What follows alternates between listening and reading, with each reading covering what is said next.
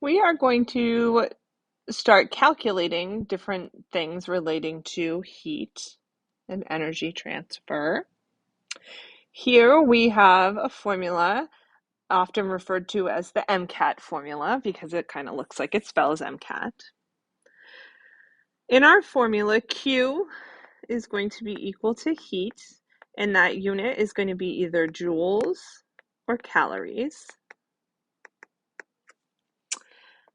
Mass is M, and that's going to be in grams, and it has to be in grams, and I'll show you why in a few minutes. C is something called specific heat, and it is a constant that you'll look up on a table that you will be given. Delta T is change in temperature. Remember that delta is always change. And that's going to be in degrees Celsius for this formula. What's annoying is that we just did gas laws, which all needed to be in Kelvin, and then this one needs to be in degrees Celsius. To find the change in temperature, you do the final temp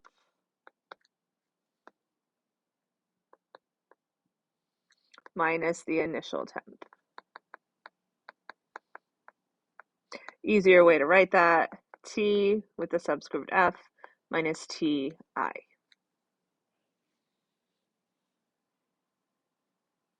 So nice, easy formula. Let's just talk about what specific heat is. Specific heat is a constant. It is the amount of heat required to raise the temperature of 1 gram by 1 degree Celsius. So that's why mass needs to be in grams and temperature needs to be in Celsius because of that specific heat definition. Here are some specific heats of different substances that we'll be using throughout this topic. What you'll notice is that there's two, one for joules and one for calories. So you need to pick the correct number based on whatever your problem is asking or whatever givens you have. You need to look at the units and choose the C value, the specific heat value, based on the question.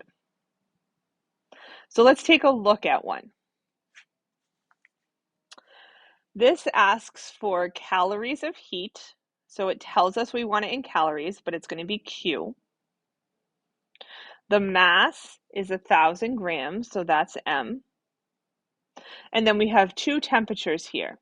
So you need to read the question. It says it starts at 10.2, so that's Ti, and it ends at 26.8, so that's going to be TF. So we use our MCAT formula. We have the mass of 1,000 grams, and then we look up our C value. So we need a substance and a unit for heat.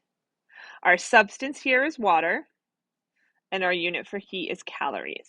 So we go up here, we go water.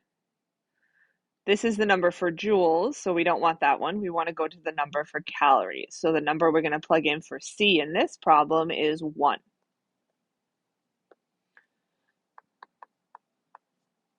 And then delta T, 26.8 minus 10.2.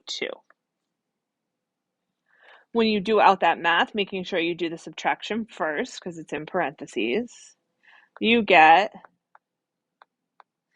this many, 16,600 calories.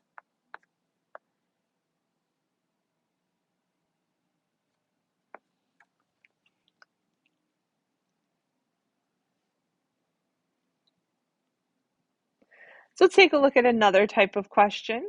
Same formula.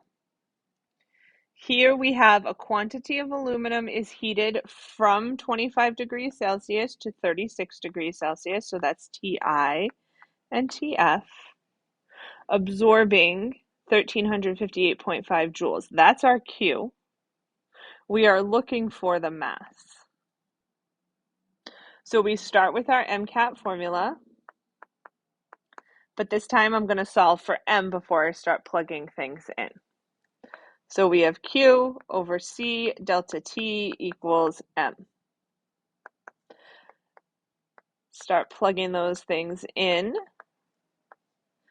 For C, we need a substance and a unit for heat. So we have aluminum as our substance, and our unit for heat is joules. So we go back up here. Aluminum, under the joules column, is 0.96.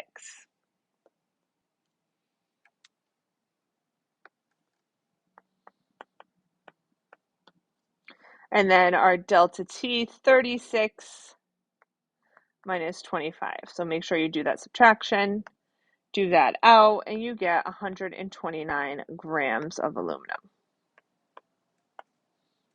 That's your math. So that's it for the calorimetry formula. We're going to use this with a lab as well, because it is an important formula and something that's really useful as we study energy of reactions.